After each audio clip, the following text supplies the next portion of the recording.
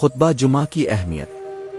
خطبہ جمعہ اسلام میں ایک نہایت اہم اور مقدس عمل ہے جو ہر ہفتے جمعہ کے دن نماز جمعہ سے قبل ادا کیا جاتا ہے۔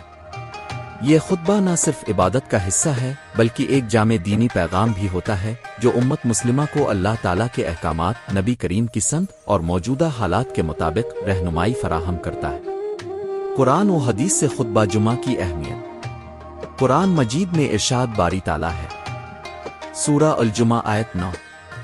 ترجمہ: اے ایمان والو، جب جمعہ کے دن نماز کے لیے اذان دی جائے تو اللہ کے ذکر کی طرف دوڑو اور خرید و فروخت چھوڑ دو۔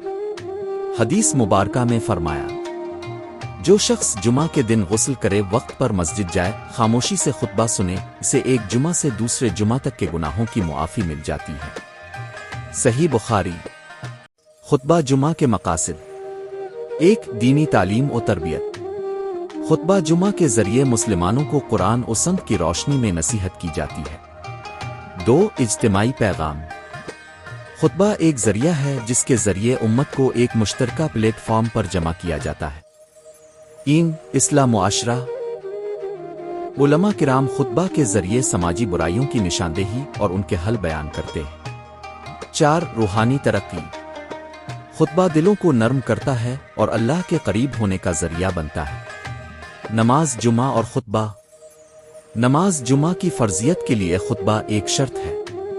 خطبہ جمعہ دو حصوں پر مشتمل ہوتا ہے۔ پہلا خطبہ حمد و ثنا تقوی کی تلقین، قرآن و سنت سے نصیحت۔ دوسرا خطبہ درود شریف، دعائیں اور مسلمانوں کی اجتماعی بھلائی کی دعا۔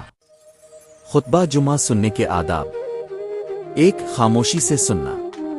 دو، کسی سے بات نہ کرنا۔ تین، دلجمی اور غور و فکر سے سننا۔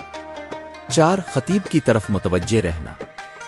نتیجہ: خطبہ جمعہ اسلام کا ایک مقدس اور بااثر پیغام رسان ذریعہ ہے جو امت مسلمہ کے لیے دینی، سماجی اور روحانی رہنمائی فراہم کرتا ہے۔ اس کی قدر و اہمیت کو سمجھنا اور اس سے بھرپور استفادہ حاصل کرنا ہر مسلمان کا فرض ہے۔